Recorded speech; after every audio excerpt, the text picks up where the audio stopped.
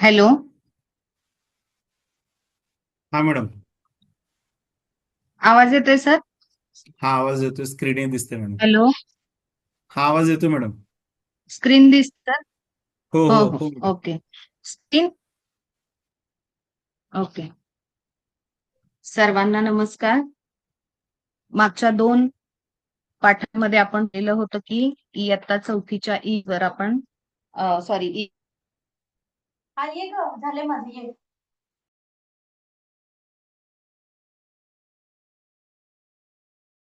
आपल्या सर्वांना माहितीच आहे की तुम्ही पेपर 1 आणि पेपर 2 जर पाहिलं असेल तर त्याच्यामध्ये निश्चितपणे शिवाजी महाराजांच्या इतिहासावर पेपर 2 मध्ये कमीत कमी 2 ते 3 प्रश्न आलेले आहेत आणि पेपर 1 मध्ये ही प्रश्न दरवर्षी येतातच. मग त्या दृष्टीने आपण या घटकाचा अभ्यास करणार आहोत. जवळपास आपण याच्यावर 100 एमसीक्यूज तयार केलेले आहेत. या पूर्ण पाठ्यपुस्तकावर तयार केलेले आहेत. आपण दुसरं कोणतंही मटेरियल वापरत नाही. जे शासनाचं ऑथेंटिक पुस्तक आहे, ज्याच्यावरूनच प्रश्न विचारले जातात, तेच आपण इथं रेफर करतोय. तर सर्वांना प्रथम माझा नमस्कार. आजच्या या सेशनला आपण सुरुवात करूया. बघा, छत्रपती शिवाजी महाराजांचं नाव जरी आपण ऐकलं तर आपल्या मनाला एक उभारी मिळते असं म्हटलं जातं. कारण हा जो राजा आहे हा आपला राजा आहे आणि आपल्या राजाचा इतिहास काय आहे तो सर्वांना माहित आहे. पण या शिवछत्रपतींचा इतिहास आपण परीक्षा भिमुख कशा पद्धतीने अभ्यासणार आहोत त्याच्या जवळपास आपण एक 2 तासिका घेणार आहोत यासाठी आणि त्या दृष्टीने मी तुम्हाला चर्चा करू इच्छिते आणि या संदर्भाने आपण डिटेलच अशी माहिती घेणार आहोत. बघा, आपल्याला माहिती आहे की शिवजन्मापूर्वीचा जो आपला महाराष्ट्र होता, तो महाराष्ट्र अतिशय अंधारमय होता आणि त्या महाराष्ट्रामध्ये आशेचा किरण नव्हता. का नव्हता? कारण आपल्याला माहितीये की विजापूरचा आदिलशहा आणि अहमदनगरचा निजामशहा म्हणजे आता अहिल्यानगरचा निजामशहा या 2 शहांमध्ये काय झालेलं होतं तर महाराष्ट्राची सत्ता वाटली गेलेली होती. आणि मग त्या दोघांच्या संघर्षामध्ये मोठ्या प्रमाणावर त्यांचा संघर्ष व्हायचा आणि या संघर्षामध्ये सर्वसामान्य जी महाराष्ट्रातली रयत होती, त्या रयतेचे मात्र मोठ्या प्रमाणावर हाल होत होते. आपण जर शिवाजी महाराजांचा काळ पाहिला, तर आपण आता मध्ययुगाचा काळ तपासतोय. म्हणजे शिवाजी महाराज ज्या काळामध्ये होऊन गेले, तो काळ मध्ययुगाचा काळ म्हणून ओळखला जातो. मग आपल्याला माहिती आहे, की शिवाजी महाराजांच्या पूर्वी देखील काही राजे झालेले होते. अगदी उत्तरेला मुघल सम्राट अकबर असेल, दक्षिणेचा कृष्णदेवराय असेल. हे राजे जे इतिहासामध्ये आहेत, ते त्यांच्या कल्याणकारी राज्याबद्दल ओळखले जातात. परंतु आपला जो महाराष्ट्र होता, तो ज्यांच्या आधिपत्याखाली होता, त्यांच्या काळामध्ये मात्र त्या दोघांच्या म्हणजे कुणाच्या विजापूरच्या आदिलशहाच्या आणि अहिल्यानगरचा जो निजामशाह होता, या दोघांच्या संघर्षामध्ये अक्षरशः आपली रयत पिचली गेलेली होती. आणि त्यामुळं सतत म्हणजे रयतेवर एक प्रकारचं दडपण होतं कारण कोणत्याही प्रकारचा उत्सव तिथं करू दिला जात नव्हता. आणि आपल्याला माहित आहे की त्या काळामध्ये मुख्यतः जे ही कराचं उत्पन्नाचं जे साधन होतं ते कर होतं आणि कर तोही कोणत्या माध्यमातून मोठ्या प्रमाणावर होता. आणि ते दुष्काळ असो, अतिवृष्टी असो त्याचं काहीही देणं घेणं या राज्यांना नव्हतं आणि हे राज्यकर्ते मग काय करायचे की मोठ्या प्रमाणावर कर वसुली करायचे जेणेकरून जो शेतकरी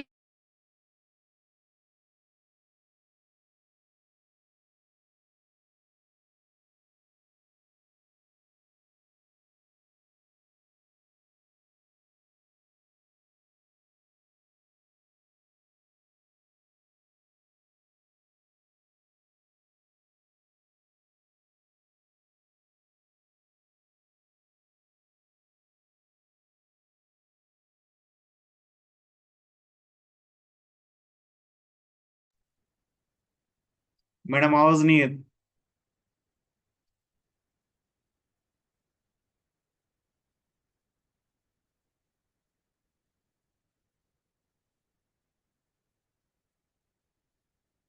मॅडमचं थोडं रेंजचा प्रॉब्लेम असेल. मॅडम मी येईपर्यंत एक थोडस महत्वाची एक सूचना तुम्हाला सर्वांना सांगायची आहे. आपल्या मिनी शाळा या ऍपमध्ये आपण आतापर्यंत झालेले सर्व व्हिडिओ आणि प्रश्नपत्रिका संच आणि कंटेंट हे आपण काय केलेलं आहे, अपलोड केलेलं आहे. ज्यांना ज्यांना आतापर्यंत त्यांनी परचेस केलं नाही, तो कोर्स त्यांनी मिनी शाळा या ॲपमधून परचेस करायचा आहे. आपण आपल्या ग्रुपच्या माध्यमातून देखील PDF आणि प्रश्नसंच आपण ते शेअर करणार आहोत. पण एका ठिकाणी सगळं कंटेंट उपलब्ध असावं आणि जे आपल्या सगळ्यांना ते पाहता यावं या सोयीने आपण मिनी शाळा हे ॲपचं प्लॅटफॉर्म आपण वापरलेलं आहे. तर आतापर्यंत ज्यांनी कोणी ॲप परचेस केलं नाही त्यांनी ते ॲप परचेस करायचं आहे, ॲप डाउनलोड करायचं आहे आणि त्याच्यानंतर त्याच्यामध्ये मिशन TET 2026 हा आपला कोर्स काय करायचा आहे, कोर्स परचेस करायचा आहे. तिथं सर्व व्हिडिओ तुम्हाला मिळतील.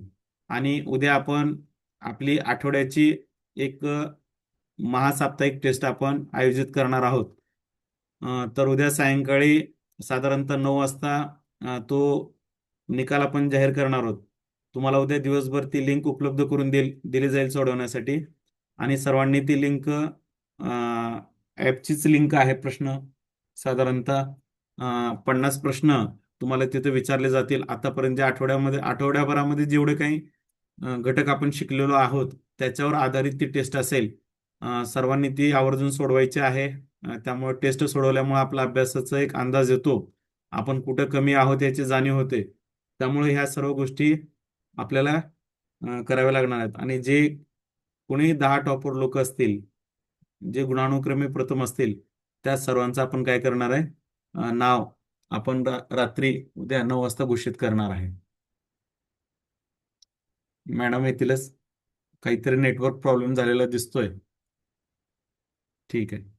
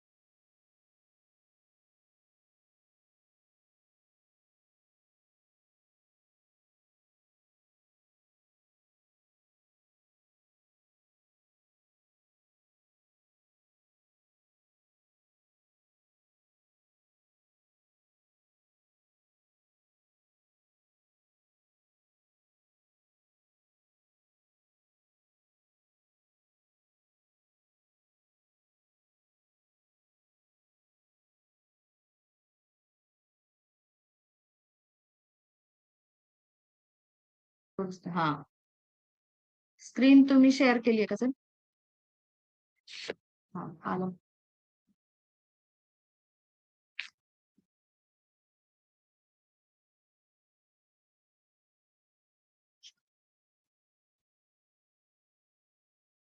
आपण पाहत होतो की विजापूरचा आदिलशहा आणि अहमदनगरचा जो निजामशहा होता, या दोन्ही शाहींमध्ये काय झालेलं होतं, तर मोठ्या प्रमाणावर महाराष्ट्राचं नुकसान झालेलं होतं.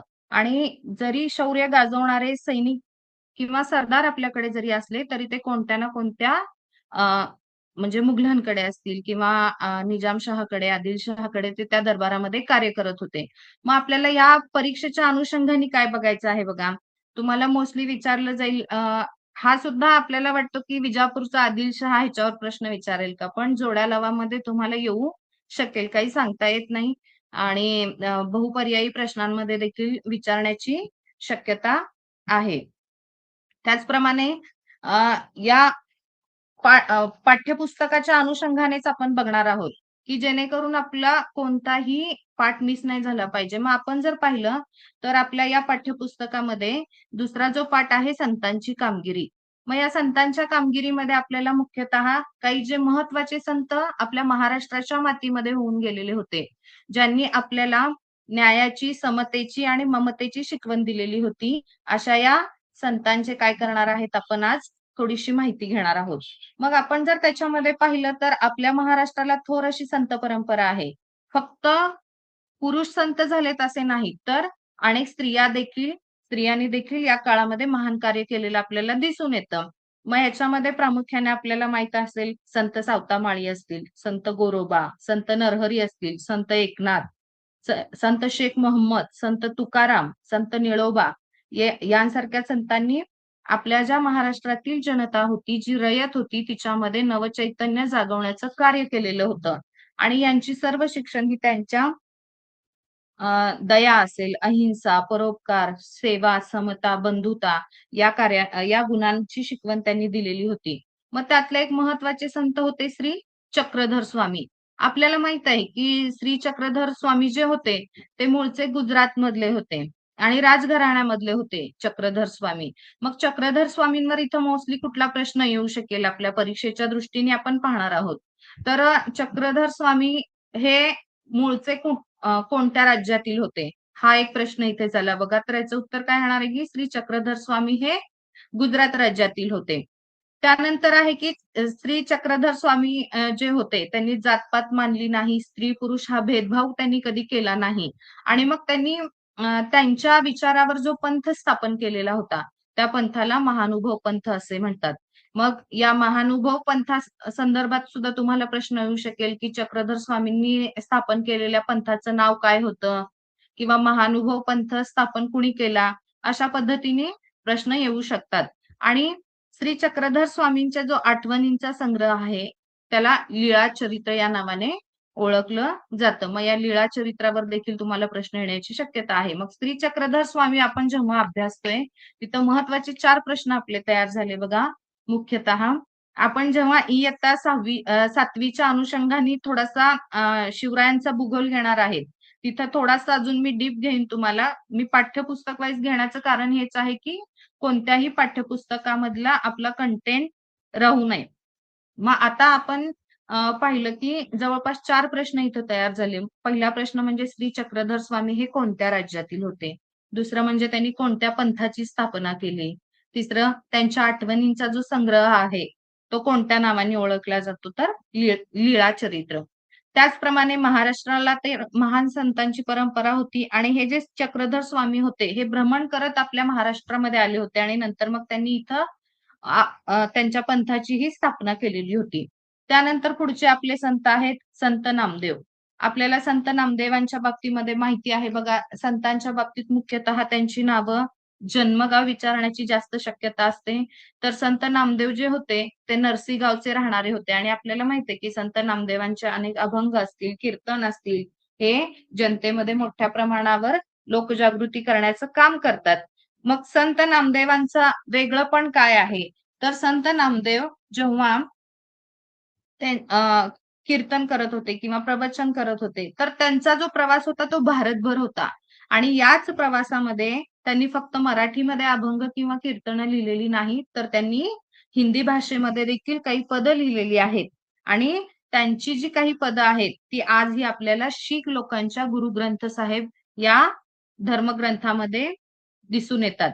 म्हणून संत नामदेवांचं हे वेगळेपण आहे बघा इतर संतांच्या मानाने, की त्यांचे जे पद आहेत लिहिलेली, मग कबीराचे दोहे सुद्धा आहेत शीख ह्याच्यामध्ये गुरु ग्रंथ साहिब मध्ये. पण महाराष्ट्रातल्या कोणत्या संताची आहे? जर प्रश्न विचारला की पद आपल्याला ह्याच्यामध्ये दिसून येतात गुरु ग्रंथ साहिब या ग्रंथामध्ये, तर आपल्याला माहिती असलं पाहिजे की संत नामदेव. संत नामदेवांचं जन्मगाव काय आहे? तर नरसी हे गाव आहे.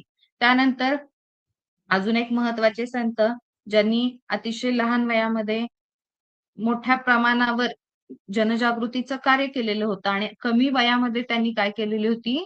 समाधी घेतलेली होती. असे संत म्हणजे संत ज्ञानेश्वर.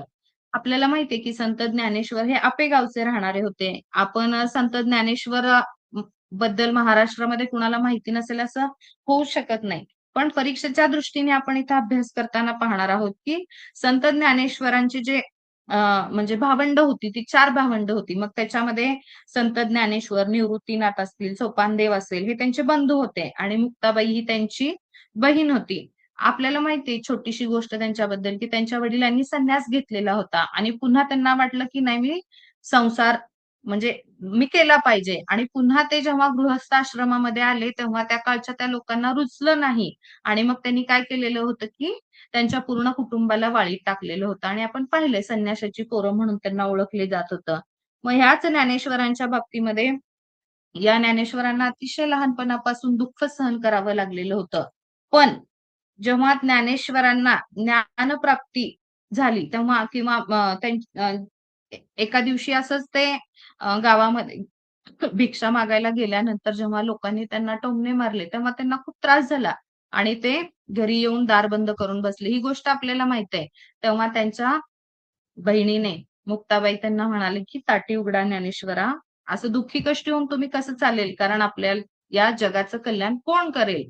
आणि मग या बहिणीच्या उपदेशाने त्यांना हुरूप आलेला होता आणि हे जे संत ज्ञानेश्वर होते, त्यांनी मग पुन्हा ज्ञानेश्वरी हा मोठा ग्रंथ मराठी भाषेतून लिहिलेला होता बघा. आपण जर वैदिक काळ पाहिला तर वैदिक काळामध्ये जे काही मोठ्या प्रमाणावर साहित्य निर्मिती नंतर झालेली होती, ती मुख्यतः संस्कृत भाषेत होती आणि राहणारी प्रजा ही मराठी बोलत होती. हा विपर्यास ज्ञानेश्वरांच्या लक्षात आला आणि मग त्यांनी काय केलेली होती, की ज्ञानेश्वरी ही जी हा जो ग्रंथ आहे, तो त्यांनी मराठी भाषेमध्ये लिहिलेला होता आणि जे काही धर्मज्ञान आहे, ते माझ्या सर्वसामान्य लोकांना कळलं पाहिजे. म्हणून त्यांनी ही मराठी भाषेत लिहून सर्वांना बंधुभावाची शिकवण दिलेली होती. अगदी तरुण वयामध्ये आपल्याला माहित आहे, की पुण्याजवळच्या आळंदी येथे त्यांनी जिवंत समाधी घेतलेली होती. मग आपल्याला आळंदीवरही प्रश्न विचारला जाऊ शकतो, आपेगावरही प्रश्न विचारला जाऊ शकतो. ज्ञानेश्वरी या ग्रंथावर देखील प्रश्न विचारण्याची दाट शक्यता आहे. टी-ई-टी 1 पेपरच्या संदर्भाने मी मोस्टली इथं जास्त सांगतेय. पुढचे जे महान संत होते ते म्हणजे संत एकनाथ. आपल्याला माहिती आहे, की संत एकनाथी भारुड आपले प्रसिद्ध आहेत. मग भारुडावर प्रश्न येऊ शकतो, की संत एकनाथांच्या रचना काय म्हणून ओळखल्या जातात? तर भारुड, एकनाथी भारुड म्हणून ओळखल्या जातात. ते कुठले होते? तर ते पैठण गावचे रहिवासी होते. त्यानंतर अजून एक महत्वाचे संत ज्यांच्याबद्दल इतिहासामध्ये बरंच काय म्हणतात मतमतांतरे आहेत इतिहासकारांच्या मध्ये देखील. ते म्हणजे संत तुकाराम. संत तुकारामांचं आपल्याला माहितीये की पुण्याजवळच्या देहूगावचे हे होते आणि आपण जर पाहिलं की जेव्हा संत साहित्याचा अभ्यास केला जातो तेव्हा म्हणजे अपवादात्मक आपल्याला पाहिलं जाईल की ज्यांच्या घरी स्वतःच्या सावकारकी होती असा असणारा हा संत ज्यांनी सर्व त्यांचे जे काय म्हणतात आपलं कर्ज घेतलेली लोक होती त्यांची कर्ज खतं सुद्धा यांनी इंद्रायणी नदीच्या डोहामध्ये बुडवलेली होती. असे हे संत तुकाराम जे होते, या संत तुकारामांनी देखील आपल्याला दया, क्षमा, शांतीची शिकवण दिलेली आहे. काही ठिकाणी तुम्हाला त्यांच्या रचना विचारल्या जातील. आपल्या पुस्तकामध्ये मोस्टली इथं "जे का रंजले गांजले त्यासी म्हणे जो आपुले" ही जी रचना आहे, ती कोणाची आहे? तर आपल्याला माहिती पाहिजे की ती संत तुकारामांची आहे. आणि ज्ञानबा तुकाराम असं पण जे जयघोष वारकरी लोक करतात त्यातला ज्ञानबा म्हणजे कोण आपल्याला माहिती असला पाहिजे. तो ज्ञानबा म्हणजे आपले संत ज्ञानेश्वर महाराज. त्याचप्रमाणे तुकारामांनी जी लिहिलेली रचना होती तिला गाथा म्हणून ओळखली जाते. तुकाराम गाथा म्हणून ती ओळखली जाते. मग त्या संत तुकाराम गाथा गाथा हे तुम्ही लक्षात ठेवणं गरजेचं आहे. त्यानंतर अजून एक महत्वाचे संत होते ज्यांनी आपला मेंदू सशक्त करण्याबरोबरच मनगट देखील सशक्त करण्यावर भर दिलेला होता. असे संत म्हणजे समर्थ रामदास होय. आपल्याला समर्थ रामदासांच्या बाबतीत देखील प्रश्न विचारला जाऊ शकतो, की दासबोध हा ग्रंथ कोणी लिहिला? तर दासबोध हा ग्रंथ संत रामदासांनी लिहिलेला आहे. त्यांचा देखील लोकांना महत्वाचा संदेश होता, की सामर्थ्य आहे चळवळीचे जो जो करील तयाचे. हा संदेश कोणी दिलेला होता? तर संत रामदासांनी दिला. हेही आपण लक्षात ठेवायचं. इथं सोप्पा आहे. सामर्थ्य हा शब्द आला की आपल्या लक्षात आलं पाहिजे की बलोपासनेसाठी ज्यांनी ठिकठिकाणी हनुमानाची मंदिरे उभारलेली होती. म्हणजे शक्ती देवतेची पूजा अ, करण्यावर ज्यांचा भर होता म्हणजेच सामर्थ्य हे असं आपण कोण रिलेशन सुद्धा लक्षात ठेवू शकतो. अशा पद्धतीने आपल्याला आपण महाराष्ट्रामधले जे संत महत्वाचे होऊन गेलेले आहेत, त्यांचा धावता आढावा इथं आपण घेतलेला आहे. परीक्षेच्या दृष्टीने जे काही प्रश्न येऊ शकतील तेही मी तुम्हाला सांगितलेले आहेत. नेक्स्ट तर आपण आता पुढचं बघूयात. शिवाजी महाराजांचा जन्म, त्यांचं बालपण, शिक्षण, काय होतं हे आता आपण पाहणार आहोत. शिवाजी महाराज माहित नाहीत असा महाराष्ट्रामध्ये कुणीही नसणार आहे. पण मी मगाशीच सांगितले की हा फक्त परीक्षाभिमुख आपण अभ्यास सुरू करतो इथं. आपण जर पाहिलं तर छत्रपती शिवाजी महाराजांचा जन्म हा 19 फेब्रुवारी 1630 रोजी झालेला होता. पण त्याच्या आधीच आपल्याला थोडंसं म्हणजे छत्रपती शिवाजी महाराजांची जी वंशावळ आहे, ती आपण थोडीशी जाणून घेणार आहोत. बघा, संतांनी संतांच्या परीने लोकांच्या मनामध्ये भक्तिभाव निर्माण करण्याचं कार्य केलेलं होतं आणि आपले जे मराठा सरदार होते ते देखील म्हणजे शौर्य गाजवत होते. पण ते कुणाच्या तरी दावणीला होते आपले हे सरदार आणि मोठ्या प्रमाणावर लढाया होत होते. मग अशा वेळेस जे काही महत्वाचे सरदार घराणी होती त्या काळामधली, जे अजूनही आहेत, मग त्यांच्यावरही आपल्याला जोड्या विचारल्या जाऊ शकतात बघा. आणि आपण हे लहानपणीच इतकं आपल्या डोक्यामध्ये फिक्स आहे की म्हणजे ते जाणारच नाही. सिंदखेडचे जाधव असतील, फलटणचे निंबाळकर, मुधोळचे घोरपडे, जावळीचे मोरे, वेरूळचे भोसले हे त्याच्यामधले महत्वाचे होते. आणि मग ह्याच्यामध्ये आपल्याला वेरूळचे भोसले आणि सिंदखेडचे जाधव हे ही दोन घराणी प्रामुख्याने का बरं आपण पाहणार आहोत. कारण जे सिंदखेडचे जाधव होते, जे लखुजीराव जाधव होते सरदार, त्यांची कन्या म्हणजे छत्रपती शिवरायांच्या माता राष्ट्रमाता जिजाऊ माँसाहेब होत्या. त्यामुळं सिंदखेडचं जाधव घराणं आपल्याला लक्षात ठेवायचं आहे. आणि त्याचप्रमाणे वेरूळचं भोसले घराणे का तर शिवाजी महाराजांचं म्हणजे ते कुळ होतं. त्यामुळं वेरूळ शिवाजी महाराज कोणत्या कुळातले होते तर भोसले कुळातले होते आणि त्यांचं मूळ कुठं होतं तर वेरूळ येथे होतं. हे आपल्याला माहिती असणं गरजेचं आहे. मग असं बघा, जे शिवाजी महाराजांच्या बाबतीमध्ये एक गोष्ट आपण इथं पाहणार आहोत की त्यांचे जे आजोबा होते ते वेरूळचे पणजोबा ते वेरूळचे police Patil sorry police Patil म्हणते मी पाटील होते सॉरी. आणि ते शिवभक्त देखील होते आणि आपल्याला माहितीये की त्यांनी घृष्णेश्वराच्या मंदिराचा देखील उद्धार केलेला होता. आणि याच काळामध्ये काय झालेलं होतं बघा, त्यांचे जे दोन मुलं होती मालोजी राजे आणि विठोजी राजे हे पण कर्तबगार शूर सरदार होते. आणि हे त्या निजामशाहीवर जेव्हा उत्तरेच्या मुघल बादशाहानं स्वारी केली होती, त्यावेळी जी दौलताबाद आहे, ती निजामशहाची राजधानी होती. आणि तिथं मलिक अंबर नावाचा वजीर होता. पुन्हा हा मलिक अंबर आहे बघा आपल्या लखुजीराव जाधवांच्या हत्येच्या वेळेस. त्यामुळं आपण तेही अभ्यासणार आहोत. तर निजामशहाची जी राजधानी होती दौलताबाद, तिथला तो निजामशहाचा जो वजीर होता मलिक अंबर, तो खूप कर्तबगार होता आणि हुशार म्हणून इतिहासामध्ये प्रसिद्ध आहे.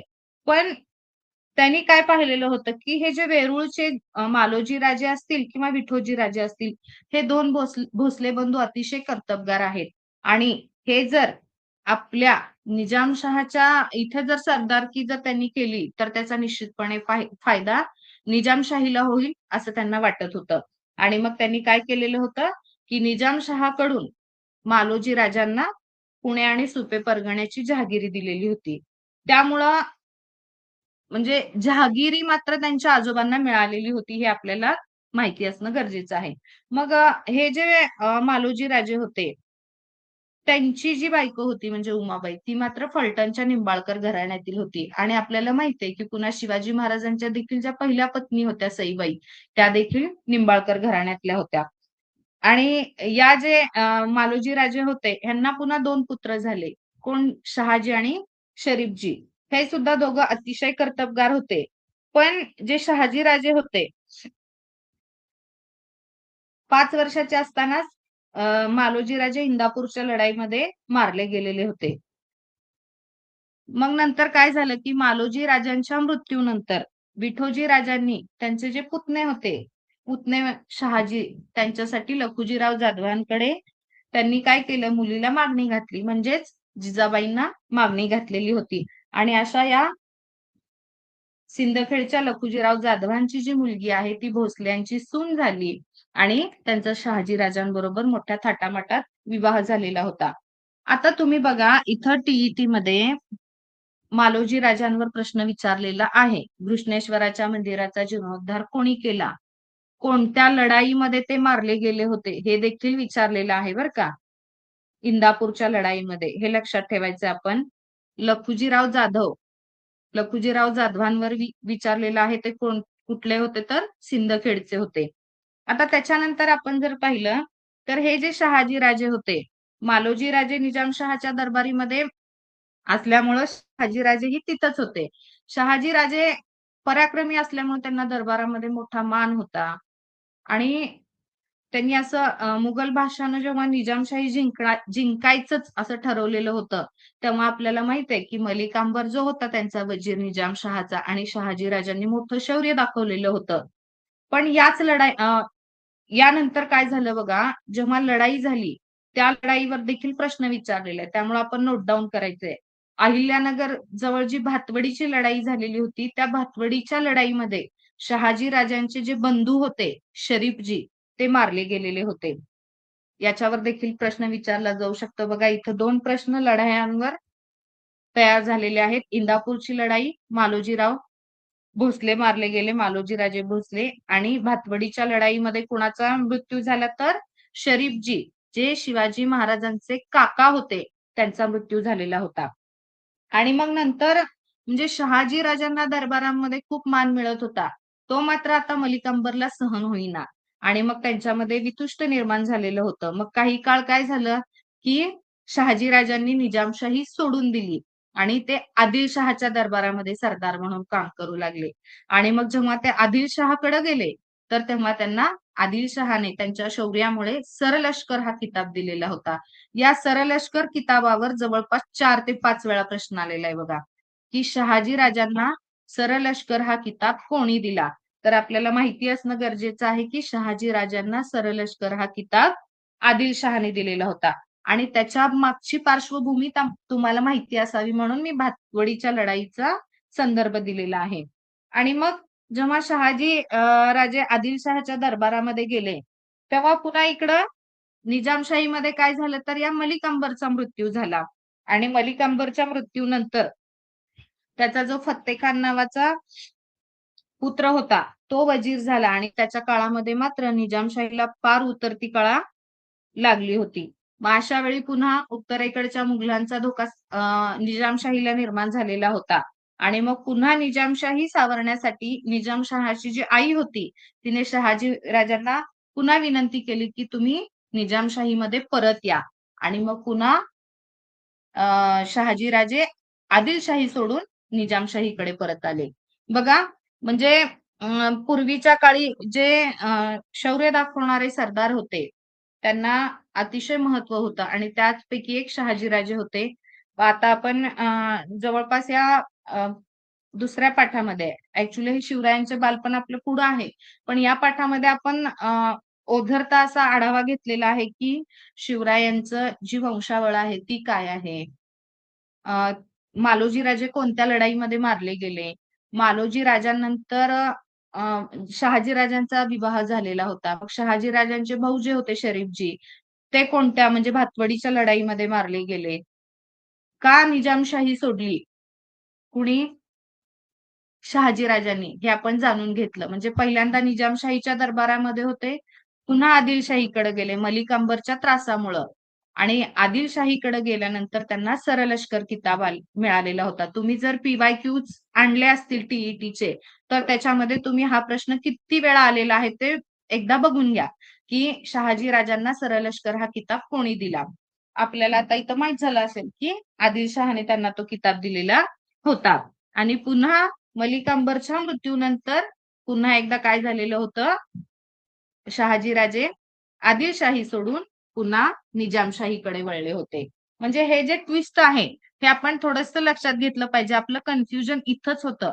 आपण जेव्हा आपण तरी आता मुलांना शिकवतो, पण थोडं मुलांचं देखील जे कन्फ्युजन होतं ना, ते सुद्धा आपण क्लिअरली म्हणजे लढाईचा संदर्भ देऊन थोडंसं एक्सप्लेनेशन केलं तर त्यांच्याही लक्षात राहील आणि तुमच्याही लक्षात राहील याच पद्धतीने मी सांगण्याचा प्रयत्न केलेला आहे. मग आता आपण महत्वाच्या विषयाकडे येऊयात, ते म्हणजे शिवरायांचा जन्म. आपल्या सर्वांनाच माहित आहे, की जेव्हा जिजाबाई गरोदर होत्या, तेव्हा शहाजी राजांची जी कारकीर्द होती, ती अतिशय धावपळीची होती, लढायांची होती.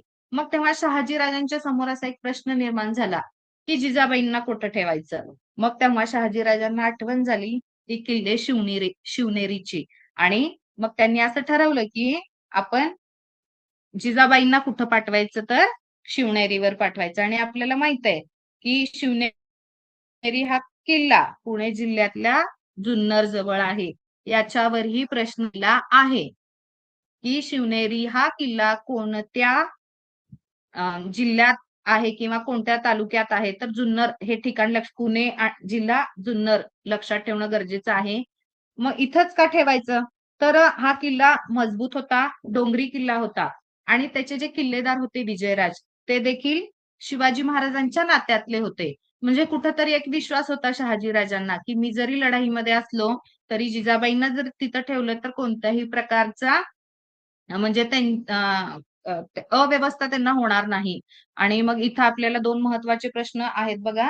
शिवनेरी हा किल्ला कोठे आहे, तर पुणे जिल्ह्यातील जुन्नर जवळ. आणि दुसरा प्रश्न म्हणजे महत्वाचा आहे, शिवनेरीचा किल्लेदार कोण होता, तर शिवनेरीचा किल्लेदार हा विजयराज होता. हे आपण लक्षात ठेवायचं आहे, कारण आपल्याला किल्ला आणि त्यांचे जे किल्लेदार आहेत त्याच्यावर देखील प्रश्न टीईटी मध्ये येऊन गेलेले आहेत. मग शिवनेरीवर त्यांना ठेवल्यानंतर शहाजीराजे पुन्हा निजामशाहीमध्ये गेलेले होते आणि मुघलांचा आणि म्हणजे निजामशाहीचं आणि मुघलशाहीचं युद्ध सुरू झालेलं होतं आणि ते तिकडे निघून गेलेले होते. तर 19 फेब्रुवारी 1630 ला शिवनेरी किल्ल्यावर शिवरायांचा जन्म झाला.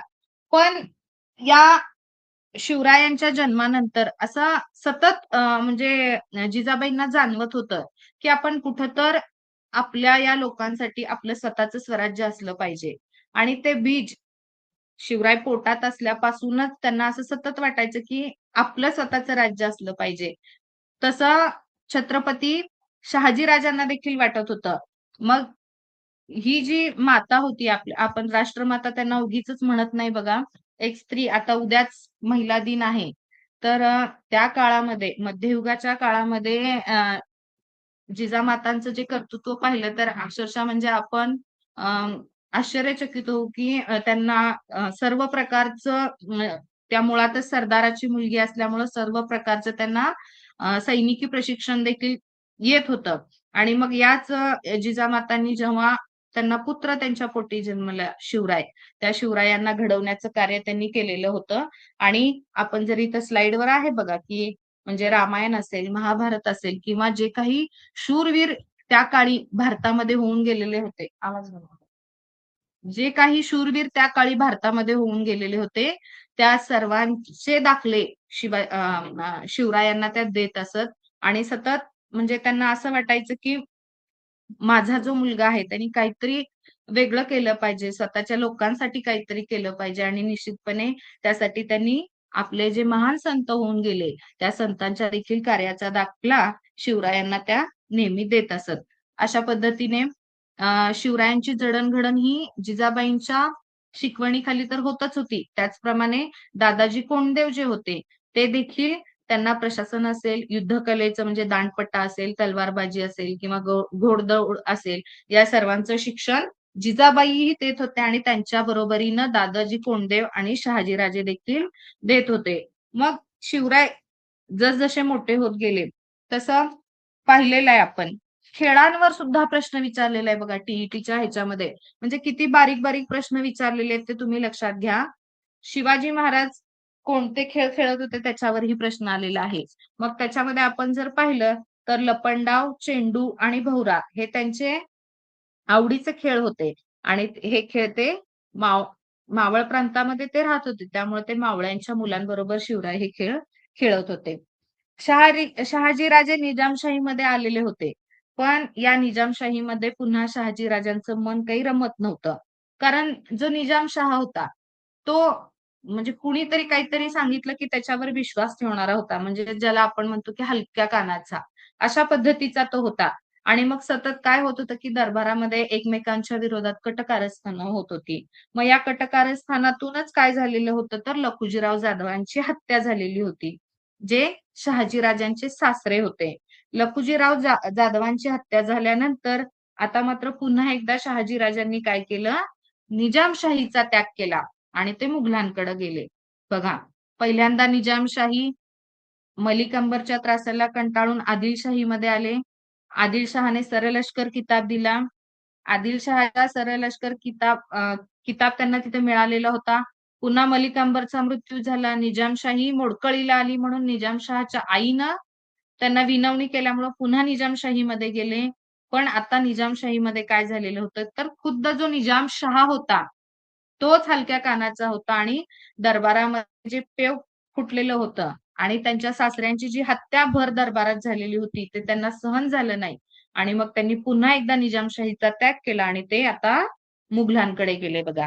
म्हणजे पुन्हा इथं मुघल दरबारी ते सरदार म्हणून काम करू लागले. मग मुघलांचा तेव्हा बादशाह कोण होता तर शहाजहान. आपल्याला माहित आहे शहाजहानची कारकीर्द आपण जेव्हा मुघल एम्पायरचा आपण डिटेलमध्ये बघणार आहे वास्तुकलेच्या संदर्भात वगैरे, तेव्हा आपण शहाजहान बद्दल माहिती घेणार आहे. तर या शहाजहानच्या दरबारामध्ये मग ते सरदारकी करू लागले. आणि नंतर काय झालं की म्हणजे मगाशी मी तुम्हाला सांगितलेलं होतं बघा, फत्ते खान नावाचा जो वजीर होता तो अतिशय कपटी होता, निजामशहाचा वजीर. आणि मग त्यानं काय केलेलं होतं, मुघलांशी हातमिळवणी करून त्यांनी निजामशहाची हत्या केलेली होती.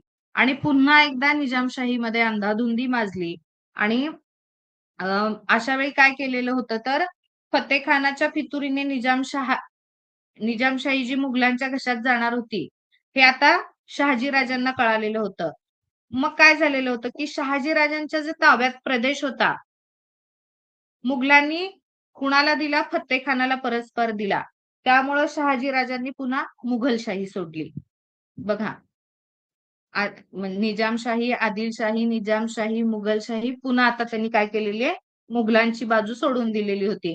आणि मग मात्र त्यांनी आता ठरवलं की आता आपण काय करायचं की स्वतःच्या सामर्थ्यावर मुघलांना आपण धडा शिकवायचा. तोपर्यंत इकडं काय झालेलं होतं तर नव्या शहा म्हणजे शाहीची स्थापना झालेली होती. आणि शहाजीराजांनी काय केलेलं होतं की निजामाच्या वंशातलाच एक मुलगा शोधून काढलेला होता म्हणजे निजामशाहीच्या वंशातला. आणि जुन्नर जवळील पेमगिरी हे लक्षात ठेवायचंय तुम्हाला. जुन्नर जवळील पेमगिरी किल्ल्यावर त्याला निजामशहा म्हणून जाहीर केलं. म्हणजे काय केलं तर त्यांनी त्या छोट्या मुलाला निजामशहा म्हणून घोषित केलं, निजामशाहीच्या गादीवर बसवलं आणि एक नवं राज्य निर्माण करून त्या राज्याची धुरा सांभाळण्याचं कार्य शहाजीराजांनी केलेलं होतं. मग इथं आपल्याला महत्वाचं काय लक्षात ठेवायचंय, जुन्नर जवळचा पेमगिरी किल्ला लक्षात ठेवायचा. कशाच्या संदर्भाने जुन्नर जवळच्या पेमगिरी किल्ल्यावर छोट्याशा निजामाची निजामशहा म्हणून घोषणा कोणी केलेली होती शहाजीराजांनी केलेली होती. आणि मग पुन्हा निजामशाहीसाठी ते लढू लागले. मग या कामी पहिल्यांदा म्हणजे मुघलांना तर दक्षिणेकडे त्यांचं साम्राज्य वाढवायचं होतं. दक्षिणेकडे साम्राज्य वाढवायचं म्हणजे निजामशाही असेल किंवा आदिलशाही असेल हे दोन्ही साम्राज्य त्यांना त्यांच्या ताब्यात घ्यायची होती. मग अशा वेळेस पुन्हा काय झालं बघा, जेव्हा शहाजीराजे निजामशाहीमध्ये गेले तेव्हा आदिलशहाने त्यांना पुन्हा साथ दिली. आणि मुघल बादशाह शहाजहान जेव्हा दक्षिणेमध्ये चालून येणार होता तेव्हा आदिलशहाने तंबी दिली. आणि आदिलशहाला देखील त्यांनी तंबी दिलेली होती बघा. तेव्हा आदिलशहानं शहाजीराजांच्या विरोधामध्ये काय केलेलं होतं, मुघलांशी मैत्रीचा तह केलेला होता. म्हणजे त्या काळामध्ये असं कोण कोणाचा मित्र वगैरे काही नव्हतं बघा. म्हणजे संधी साधू आताही आपण आताच्याही राजकारणामध्ये तेच बघतोय की इतिहास असं म्हटलं जातं की इतिहास हा जो विषय आहे तो फक्त म्हणजे डोक्यात घेण्याचा विषय आहे म्हणतात. का तर म्हणजे इतिहासाच्या ह्याच्यातून बरेच धडे आपण आपल्या स्वतःच्या वैयक्तिक आयुष्यामध्येही घ्यायचे असतात. आणि कशा पद्धतीने त्या काळामध्ये त्या घटना झाल्या होत्या. बऱ्याच वेळा कोरिलेशन सुद्धा पुढच्या इतिहासामध्ये म्हणजे भविष्य काळात लागतं. हे इतिहासकारांनी बऱ्याच वेळा दर्शवून दिलेलं आहे बघा. म्हणजे आपण जर पाहिलं की इथं आता आदिलशहाने त्यांच्याशी मैत्रीचे संबंध प्रस्थापित केले. पण जेव्हा मुघलांनी तंबी दिली आदिलशहाला की अजिबात तू मध्ये यायचं नाही, तर तेव्हा पुन्हा काय केलं त्यांनी शहाजीराजांच्या विरोधात मैत्रीचा तह केला. मग अशा वेळी आता शहाजीराजे एकटे पडलेले होते. मग कुठंतरी एवढं त्यांच्याकडेही सामर्थ्य नव्हतं. मग त्यांनी काय केलेलं होतं तर 1636 मध्ये मुघलांशी त्यांनी तह केलेला होता. आणि मग हा तह जरी शहाजीराजांना मान्य नसला तरी पण त्यांनी काय केलेला होता कुठंतरी एक स्थिरता निजामशाहीला येण्यासाठी तो तह मान्य केलेला होता. आणि आपण जर पाहिलं शिवरायांचा इतिहास आपण जेव्हा बघतोय, तेव्हा आपण पुढे लक्षात येते बघा, वेळोवेळी जिथं केव्हा स्वराज्याला खूप मोठा धोका निर्माण झालाय असं वाटत होतं, तेव्हा शिवरायांनी तह केलेले आहेत. म्हणजेच त्यांनी ती जी तह करण्याची पद्धत होती किंवा कुठं थांबलं पाहिजे, एक पाऊल मागं घेतलं पाहिजे, हे त्यांनी त्यांच्या वडिलांकडून शिकलेलं होतं, हे आपल्याला इथं दिसून येतंय. मग त्यांच्या या धाडसामुळेच काय झालेलं होतं, तर मराठी लोकांमध्ये एक आत्मविश्वास निर्माण झालेला होता आणि तोच आत्मविश्वास शहाजी राजांनी आणि जिजाबाईंनी शिवरायांना दिलेला होता. तर आजच्या या महत्वाच्या तासिकेमध्ये आपण पाहिलेलं होतं, की कशा पद्धतीने आपला महाराष्ट्राची अ, अ, म्हणजे शिवरायांच्या पूर्वी महाराष्ट्रामध्ये जवळपास 400 वर्ष स्वराज्य नव्हतं. पण कोण राज्य करत होते ते आपण पाहिलेलं होतं. मग त्या अनुषंगाने आपण निजामशाही पाहिली, मुघलशाही पाहिली. त्याचप्रमाणे शिवरायांचे जे वंशज आहेत, त्यांचे वंशावळ आपण पाहिली. निजामशाही सोडण्याचं कारण, आदिलशाहीमध्ये जाण्याचं शहाजी राजांचं कारण. कारण बऱ्याच वेळा तुम्हाला जेव्हा त्यांना थोडासा टफ प्रश्न विचारायचा आहे, तेव्हा डायरेक्ट शिवाजी महाराजांवर बरंच तुम्हाला तोंडपाठ असेल, तर मग ते शहाजी राजांवर प्रश्न विचारू शकतात. शरीफजी कोणत्या लढाईमध्ये मारले गेले हे विचारू शकतात. मालोजी राजे कोणत्या लढाईमध्ये मारले गेले, या दृष्टीने देखील ते प्रश्न विचारू शकतात. आणि आज अशा पद्धतीने आपण शिवरायांच्या जन्मापर्यंत येऊन आज आपण आपला हा जो तास आहे किंवा आपला जो पाठ आहे तो आपण थांबवणार आहोत. थोडेसे आपण नॉमिनल एक 10 प्रश्न घेऊ आणि या प्रश्नानंतर मात्र आपण उद्याच्या पाठामध्ये, कारण तसं पाहायला गेलं तर शिवरायांचा जो इतिहास आहे तो 1-2 तासामध्ये शिकवणं शक्य नाही. पण एक 3-4 तासिकांमध्ये परीक्षाभिमुख जितकं काही तुम्हाला देता येईल तेवढा मी देण्याचा प्रयत्न करणार आहे. आपण पहिला प्रश्न घेऊ. तुम्ही कमेंट बॉक्समध्ये टाकू शकता किंवा माईक तुमचे ऑन करून पण सांगू शकता. शिवाजी महाराज ज्या काळात होऊन गेले तो काळ कोणता होता? काळ आपल्याला महत्वाचे 3 लक्षात ठेवायचे बघा. आपण पाहिलेलं आहे, की काळावर देखील प्रश्न विचारली जाण्याची दाट शक्यता आहे. बरोबर. सोलापूर एवढंच दिसतंय मला. Very good madam. Nujat madam very good. छान. बघा, शिवाजी महाराज ज्या काळात होऊन गेले तो काळ मध्ययुगाचा होता. शिवाजी महाराजांपूर्वी महाराष्ट्राचा बराचसा भाग 2 सुलतानांनी वाटून घेतला होता. ते 2 सुलतान कोणते?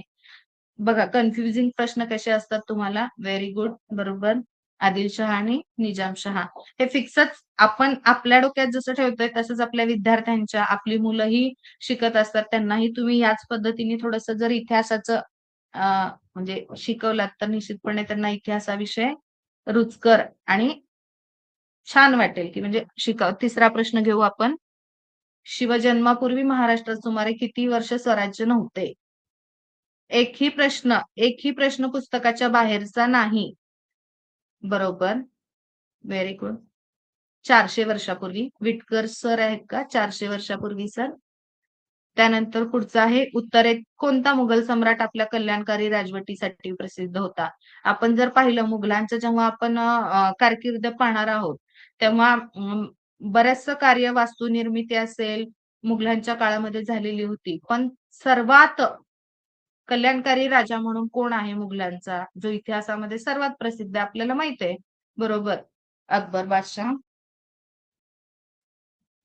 दक्षिणेतील कोणत्या सम्राटाचे कार्य कल्याणकारी मानले जात होते? मगाशी मी संदर्भ दिलेला होता बघा. सम्राट अशोकाबरोबरच दक्षिणेकडं शिवरायांपूर्वी कोणाचं राज्य होतं? बरोबर. कृष्णदेवराय. विजयनगरचे कृष्णदेवरायचं. बरोबर. पुढचा प्रश्न आहे, शिवाजी महाराजांनी कोणामध्ये कधीही भेदभाव केला नाही. आता हा प्रश्न कसं तुम्ही उत्तर देणार? बरोबर. हेच अपेक्षित होतं बघा. म्हणजे काही इतिहासकारांनी शिवरायांचं हिंदवी स्वराज्याची संकल्पना आपल्याला महाराष्ट्रीयन, एक भारतीय किंवा माझा राजा कसा होता या दृष्टिकोनातून माहिती असणं गरजेचं आहे, की हिंदवी स्वराज्य म्हणजे सर्वसामान्य 18 पगड जातीच्या सर्व धर्माच्या लोकांचं ते राज्य होतं. म्हणून शिवरायांनी हिंदू आणि मुसलमान असा कधीही भेद केला नाही. बरोबर. खालच्या प्रश्नाचं पण उत्तर आलेलं आहे. छान. शहाजी महाराजांनी निजामशाही सोडून कोणाची सेवा स्वीकारली? आदिलशाहीची. बरोबर. जिजाबाई या कोणाच्या कन्या होत्या? लखुजीराव. सर आलं होतं का उत्तर? हा, छान सर. लखुजीराव जाधव यांच्या होत्या, बरोबर. शिवरायांचा जन्म कोणत्या किल्ल्यावर झाला? हे तर आपल्याला माहितीच आहे. ही जी पीडीएफ आहे ना, ती तुम्ही तुमच्या वर्गासाठी सुद्धा वापरू शकता बरं का. ज्या वर्गाला शिवाजी महाराजांचा सॉरी इतिहास आहे त्यांनी शिवाजी महाराजांच्या जन्माची तारीख, सॉरी वरचा प्रश्न राहिला का माझ्याकडून? शिवाजी महाराजांचा हा झालाय, कोणत्या किल्ल्यावर झाला? शिवनेरी किल्ल्यावर झाला, बरोबर. 19 फेब्रुवारी 1630. संतांवरचे घेऊन मग थांबूयात सर. श्री चक्रधर स्वामींनी कोणत्या पंथाची स्थापना केली? पंथ लक्षातच ठेवायचे बर का. ते संत, त्यांचे पंथ, आणि जर त्यांची काही निर्मिती झालेली असेल, महानुभव पंथ. व्हेरी गुड, छान. पुढचा प्रश्न. संत नामदेव कोणाचे निस्सिम भक्त होते? हा टोटल त्या ओळीवरचा प्रश्न आहे बरं का. पाठ्यपुस्तकातल्या असेच प्रश्न आहेत, टीईटीला तुम्ही पीवायकी घेऊन बघा, बरोबर. विठ्ठलाचे भक्त होते. पुढचा प्रश्न. ज्ञानेश्वरी हा ग्रंथ कोणी लिहिला?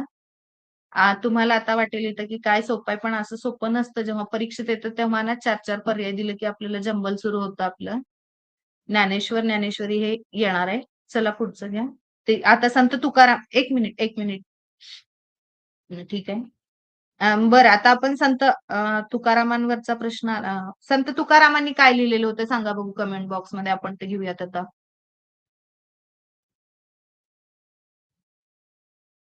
ज्ञानेश्वरन, व्हेरी गुड.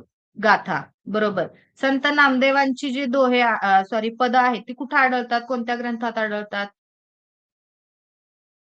संत नामदेव ग्रंथाचं नाव सांगितलं होतं तुम्हाला मी मगाशी. हा, गुरु ग्रंथ साहेब, बरोबर. Very good, very good. संत एकनाथांचं सांगा, कशासाठी प्रसिद्ध होते ते संत एकनाथ? काय म्हणलं की एकनाथ? व्हेरी गुड, बरोबर, भारुडे. छान. घ्या सर, 14वा प्रश्न घेऊ आता आपण. संत ज्ञानेश्वरांनी वयाच्या 21व्या वर्षी कुठे समाधी घेतली? आता इथं जन्मस्थान आणि जर हे आलं तरी पण जंबल होऊ शकतं, बरोबर. आळंदी. एकनाथी भागवत हा ग्रंथ कोणाचा होता?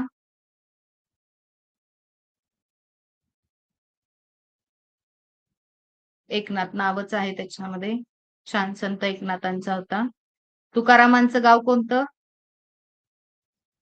फास्ट घेऊ थोडस आपण, वेळही झालेला आहे, बरोबर. देहू. दासबोध हा ग्रंथ, बघा ग्रंथांवर बरेच प्रश्न आहेत बर का. आपण काय करायचं, कधी पण एक पीवायक्यूचं पुस्तक घेऊन पहिल्यांदा बघायचे की मागच्या परीक्षेला कोणत्या पद्धतीने प्रश्न आलेले आहेत. छान, व्हेरी नाईस. मराठाती तुका मिळवावा, महाराष्ट्र धर्म वाढवावा हा संदेश कोणी दिला? संदेशांवर मी मगाशी सांगितले होते बघा, प्रश्न विचारले गेलेले आहेत म्हणून.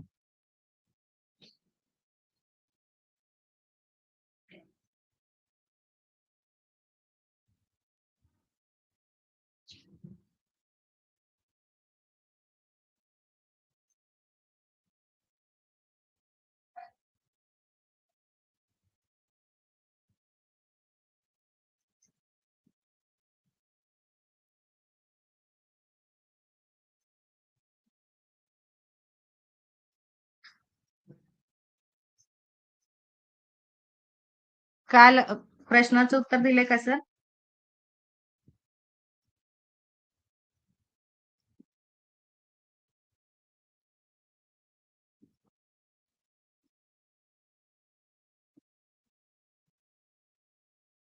मराठाती तुका मिळवावा, महाराष्ट्र धर्म वाढवावा.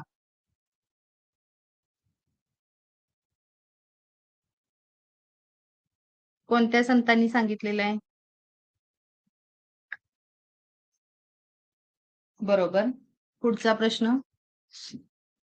पुणे जहागिरीची व्यवस्था कुणी, कोणाची नेमणूक होती? बरोबर. हा थोडासा सोपा प्रश्न आहे. शिवरायांना बालपणी रामायण महाभारतातील गोष्टी कोण सांगत असे? जिजाबाई. आता फक्त अजून एक 2 प्रश्न, हे पाठ आपण उद्या घेणार आहोत. तत्पूर्वी एक दोन प्रश्न मी विचारते, त्याची उत्तरं कमेंट बॉक्स मध्ये टाका तुम्ही. शिवनेरीच्या किल्लेदाराचं नाव काय होतं? शिवनेरीचा किल्लेदार कोण होता? जिथं प्रश्न विचार. व्हेरी गुड, खूप छान. शिवनेरीचे किल्लेदार विजयराज होते. शरीफजींचा मृत्यू कोणत्या लढाईमध्ये झाला होता? शरीफजी शिवाजी महाराजांचे काका. खूप छान. भातवाडीच्या लढाईमध्ये झालेला होता. इंदापूरच्या लढाईमध्ये कुणाचा मृत्यू झाला होता सांगा आता? Very good, Maloji Raje. बघा, थोडस आपल्याला कन्फ्युजन होऊ शकतं, त्यासाठी पुन्हा एकदा नजरेखालून तुम्ही पुस्तक घाला. मी तर जितकं तुम्हाला डिटेलमध्ये घेता येईल तेवढं घेण्याचा प्रयत्न केलेला आहे. आज जवळपास आपण 4 पाठांवर इथं आपण डिस्कशन केलेलं आहे. खूप छान पद्धतीने तुमचा प्रतिसाद मिळतोय. बऱ्याच लोकांनी ऍप सुद्धा परचेस केलेला आहे. अजूनही जे काही तुमचे बांधव असतील, फक्त परीक्षा टीईटी जून मध्ये तर होणारच आहे, पण घोषित झाल्यानंतर जॉईन होण्यापेक्षा आधी जॉईन व्हायला सांगा. आणि याच पद्धतीने आपण रोज 7:30 ते 9 या वेळेमध्ये भेटूयात. मिनी शाळा हे जे आपलं ऍप्लिकेशन आहे ते डाउनलोड करा. असेच तुम्हाला दर्जेदार जे काही पाठ असतील किंवा त्याचं जे मटेरियल असेल, पीडीएफ असतील, प्रश्नसंच असतील, ते तुम्हाला त्या ऍपमध्ये उपलब्ध असतील. आजच्या या तासाला थोडासा सुरुवातीला झाला टेक्निकल प्रॉब्लेम, त्याबद्दल मी पुन्हा एकदा क्षमस्व म्हणते आणि आजचा हे जे आपलं सेशन आहे ते संपलं असं मी जाहीर करते. धन्यवाद.